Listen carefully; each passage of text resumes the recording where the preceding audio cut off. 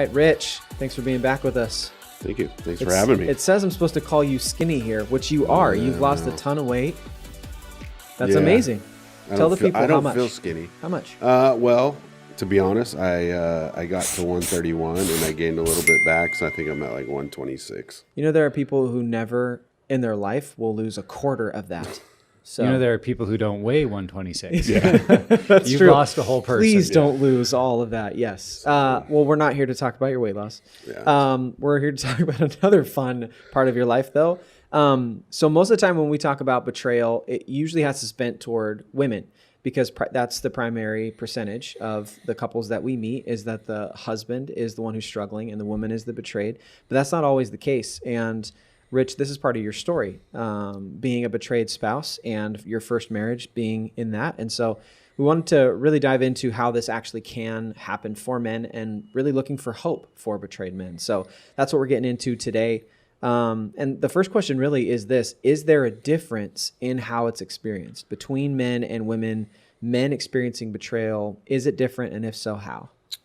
Yeah, that's a great question. And I don't know if I have like a really great answer for that because guys are just, obviously we're wired different. Mm-hmm. And I would say it in the overall scheme of things, it does because there's that trauma, there's that trust is all broken, but guys will just naturally handle it different. Yeah, and they'll just tend to move on and forget it because they don't want to deal with stuff. That's how we've been raised. It's like you just kind of sweep it under the rug and don't worry about it. But it usually comes out later in life, and you know, especially if the marriage is still rocky and because they've never resolved that issue. Yeah. I think the pain is there, but guys in general don't like to face the pain. No. And we see that just with guys who are struggling, don't even like to go face the pain. Yeah, I mean, I think it's obviously painful in any situation when someone that we are connected to at that deep, deep level is fixating on or pursuing someone other than us, whether it's in a real relationship or something in, you know, on screens or fantasy. There's pain with that. Yeah. But one of the things we do talk about a lot with women who struggle with sexual addiction or pornography is the way they can feel the double shame of not only do I have shame over what I'm doing, but I have the shame over I have a man's problem. Right. And so in a sense, I think we could kind of reverse that for the man who is in the betrayal side is not only does he have the pain of why is my spouse, why is my wife doing this, but maybe that double shame of, well, this isn't supposed to happen to men. Yeah. This isn't supposed to, you know, men are supposed to be the ones that have sexual addiction issues. That's more common. What's wrong with me? And I think that's where maybe it's primarily different because we've talked about it on this podcast that I think men are designed by God to fundamentally be looking for that sense of affirmation of, am I a man? Am I good enough? Yep. Do I have what it takes? And there are very, you know, right and good ways that we can receive that affirmation from others. Yeah. But it's an area that Satan really can wound us because I would think in this area, maybe more than in any other, it would cause a man to doubt. Why am I not enough? Yep. Why am I not good enough? Right. Why was my spouse not content with what we had? And so the way that I think our psyche can work against us as men can really cause a lot of struggle. So that's not to say women don't ask the same question. I think the way they would phrase the question for themselves is a little different. Yeah. Where for men, it strikes very deep at their value and identity. Yeah, and I think too, there's a culture thing where, and you know, I've had some conversations with some pastor friends of mine that one in particular has mentioned over and over again, it seems like that men are taught that really the only negative emotion we're allowed to show is anger. Mm-hmm. And so when something like this happens, that's how it's going to come out. It's going to come out in, well, crying about it is like when my dad saw me crying when I was growing up, he told me to like stop being a little baby or stop acting like a girl, right? And then so I've got all this, you know, potential woundedness that's already there. And so for me, the only way to do it is to get big and get angry. And so I think you'll see a lot of people in this situation, specifically men, getting angry. Yeah. Yeah. So let's talk a little bit about this, Rich. How common do you think this situation or scenario is? And I know you have a piece of this in your own story, so maybe share a bit of that as well with our listeners. Yeah, I think it's far more common than we know. Again, going back to just guys just don't want to talk about it. It's that old kind of, you know, growing up playing baseball and sports, it's like when you get hurt, it's like, oh, rub some dirt on it and get back out there. Right. So that's our mentality. Yep. And because of that, guys just don't talk about this thing. We already talked about that. Yeah. But when you look at the statistics that we have just on the amount of women that are struggling, and then you tie the husbands kind of into that, it's out there. It's just guys aren't talking about it, which is sad, because it is when you're able to process some of that stuff. And then I remember going through the Hope for Men with another individual, because I had never gone through it. I was one of those guys that was just kind of, I'm just going to power through. And I was in recovery and doing my own work on the addict side and in 7 Pillars. And actually I was leading groups and stuff.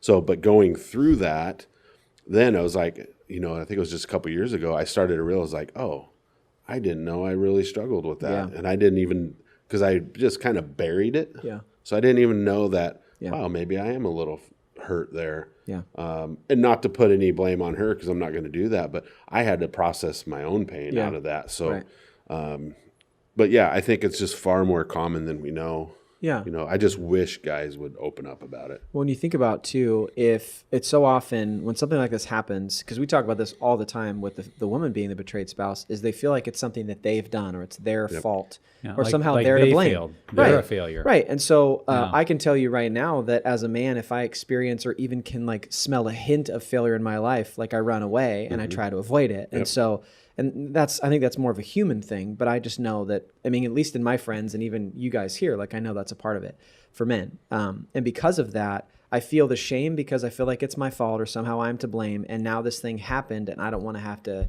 admit it. So it's like this double portion of shame that I'm feeling. So why would I? Like, what's the benefit to me? Like, if I tell people about it, I'm just going to have to tell people, which I believe actually is an inaccurate story of what happened. But I think that men caught in this can feel like I have to tell people this happened and it's my fault. Yeah. Yeah, I think you're right that because of the failure and shame, it is more common for a man to either hide it or run from it. Right. And so the marriage just ends and we don't hear from them because they're not looking for help. The man is just acting on anger and like, whatever, I'm out of here, forget it. And so rather than seeing that there is hope, there are other options. I think because they don't address the failure or shame, the marriage just implodes or they don't talk about it at all. And yet, in answer to this question, like how common is it? The other thing we want to remember is that it takes two, right? Yeah. So we hear a lot about, a guy who comes to group or to Pure Desire because he had an affair and he acted out with other women. Well, there's a partner in that affair. And I think more often than not, it's a married woman.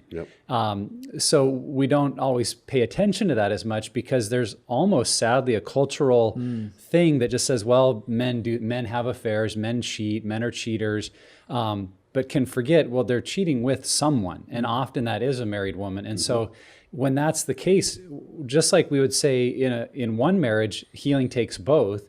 If there's been an affair, there needs to be healing in multiple families. And we can't just focus on one or the other. True. And that may be something to remember for churches and for leaders. Like if you come to a situation where someone's acknowledging an affair, as it's appropriate, you need to find out if there's ways you can care for the other half of the equation, the person who was in the affair with them and what's happening in their marriage. And because we don't always pay attention to both sides, but we really need to because I think it is common. Another distinction that I think is important to make is I think that there's also this like stigma with male female where if a woman is addicted to pornography, that makes her more sexual and that can somehow be like attractive to a man or to a husband. And so it's not just people who are having affairs, it's also pornography. I mean, we know that. Like if someone's addicted to porn, the spouse feels betrayed.